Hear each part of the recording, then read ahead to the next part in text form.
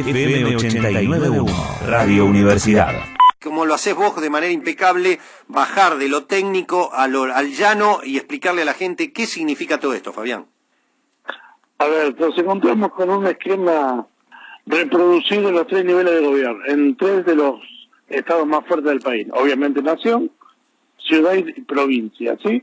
Correcto. Periodo 2015-2019, o mejor dicho 2016-2019, nos encontramos con el crecimiento de la deuda pública de los 3 estados.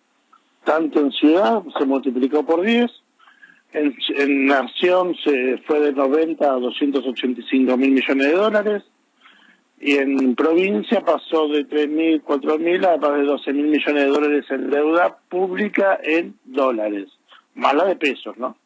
O sea, hay un caso de endeudamiento serial de la gestión anterior, inclusive, o sea, la misma gestión que está manejando la ciudad hoy también.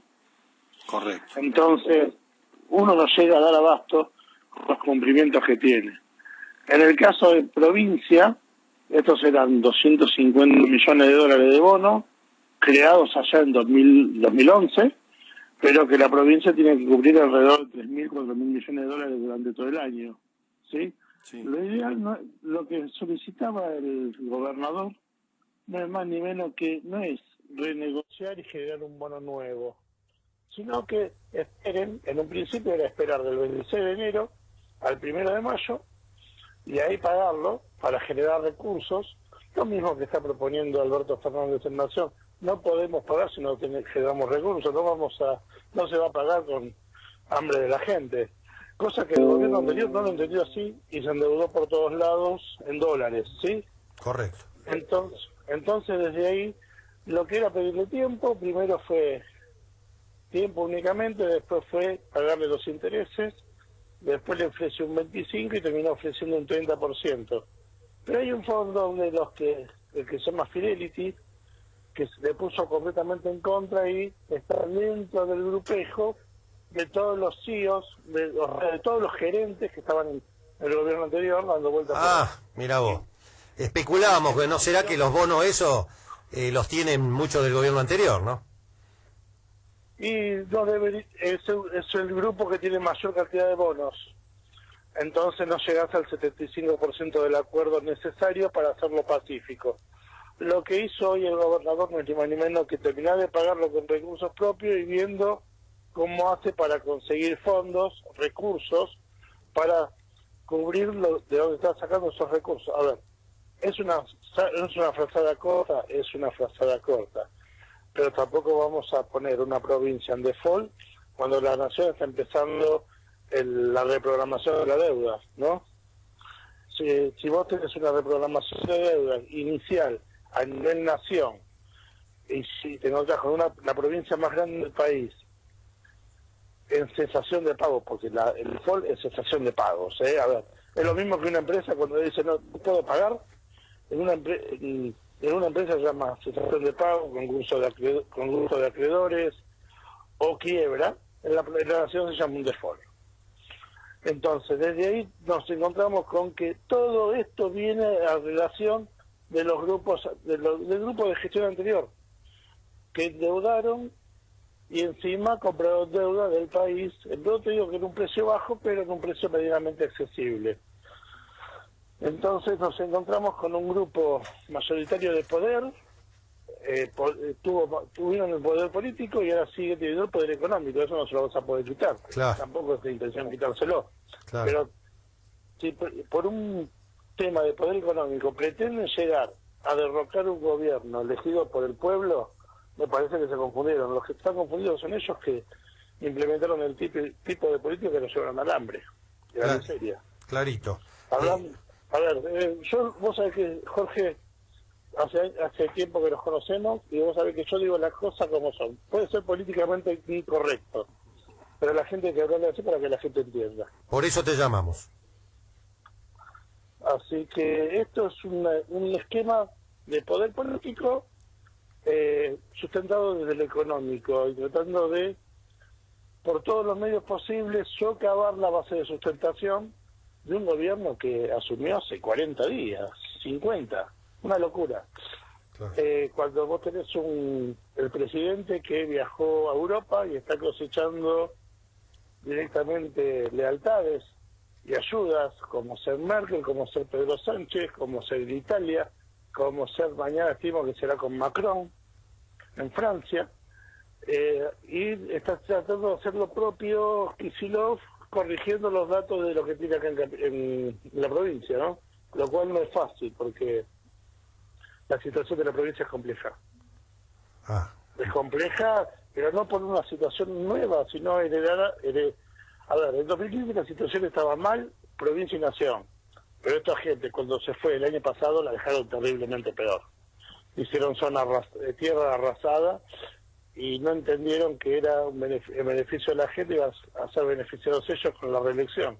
No les importó, no venían por la reelección, venían para quedarse 4 años, irse y destrozar el esquema económico que se había generado en los últimos 15, 16 años desde el momento del fall del 2002. ¿Qué tal? Buenas tardes, Mauro Jardón te saluda.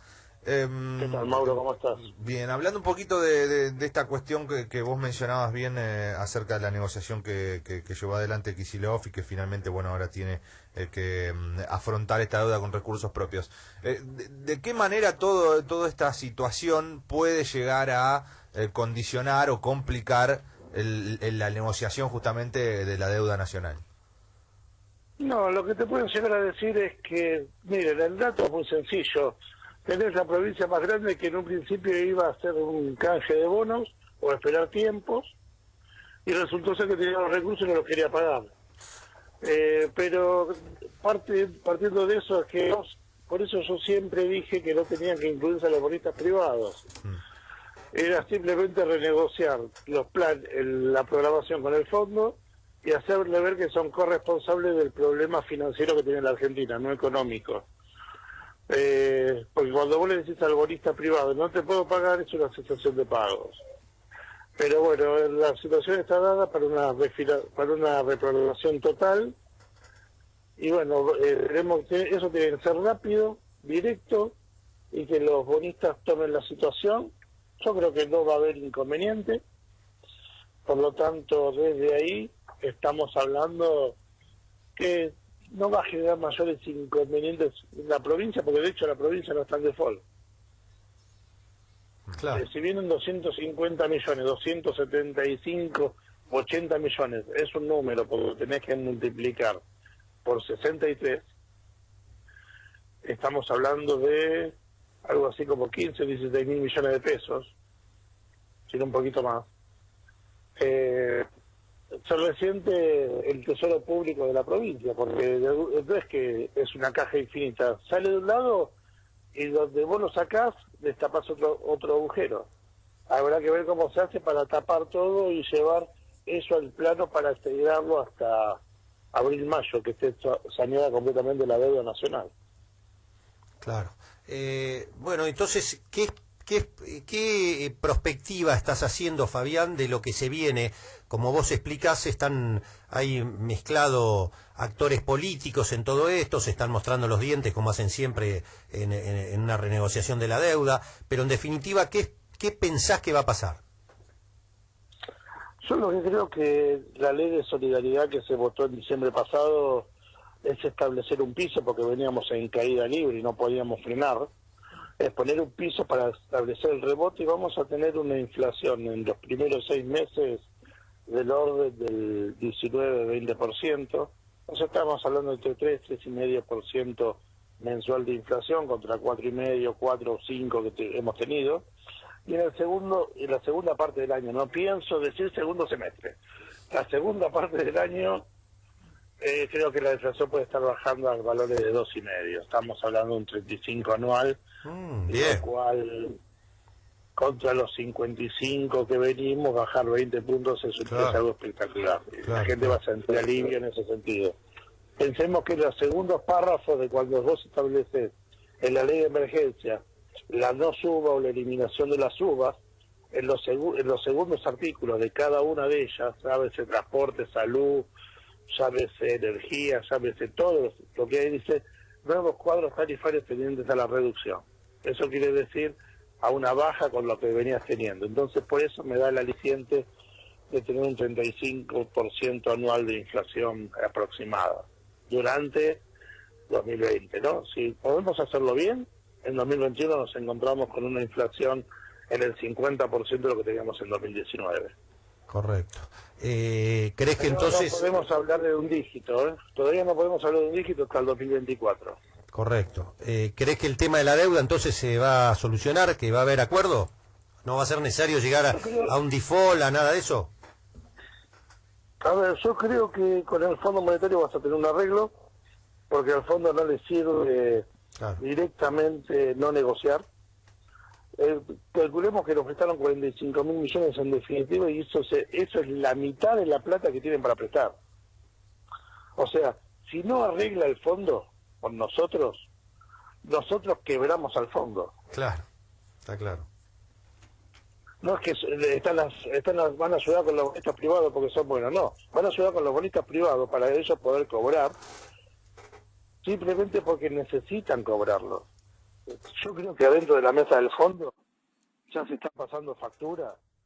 No lo que es Angela Merkel, en este caso Pedro Sánchez, Macron, la parte de los italianos, pondrán que tiene un 17 contra ellos que tienen un 14 cada uno, por haberle obligado al fondo a romper la carta orgánica y pasar de 10.000 a 60.000 millones a prestarle no al país, a un gobierno como el de Macri. Claro, claro. Por eso están tan buenos y generosos, no ni más ni menos que por eso. El fondo entonces, ¿crees que va a haber acuerdo? ¿Y con los privados?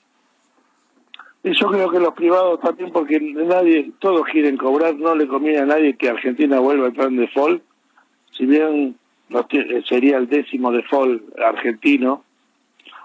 Tuvimos 9 a lo largo de la historia. Empezamos cuando no le pudimos devolver a los ingleses en 1825-26 el primer empréstito sacado por el Baring Brothers, el uno, porque después tuvimos otro más en el siglo XX. Sí. Y sería el 10º default, pero no creo que a nadie le sirva, y menos a un país como Argentina, que en estos momentos podemos llegar a producir alimentos, que es lo que necesita el mundo. Inclusive también encontramos mucho petróleo convencional para elaborar combustibles. Correcto. No creo que eso, si nos ponen default, nos terminan beneficiando a nosotros, porque nosotros no le pagamos. Claro, nos quedan todos los excedentes para nosotros. Acumulamos y ellos quedan sin cobrar. Correcto.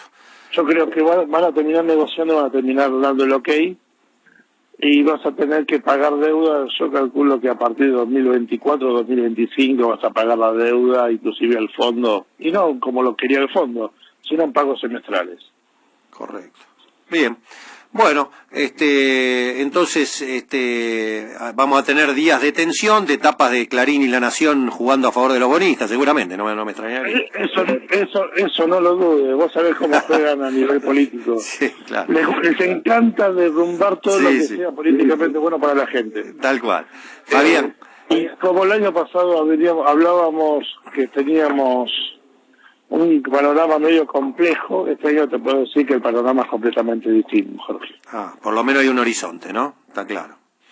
No, por lo menos tenés marcado el camino en el cual vas a encarar y vas a saber lo que vas a plantear. Claro, está claro. Antes era a la buena de Dios y como podías. Exacto. Sí, está claro. Fabián, siempre un placer escucharte, te mando un gran abrazo. Un gusto, Jorge, nos vemos. Nos vemos, el economista profesor de la UBA de San Martín, Fabián Medina, entre tanta gente. La radio es otra forma de escuchar el mundo. Desde la Universidad Nacional de La Matanza, Radio Universidad FM 89.1. Siempre cerca.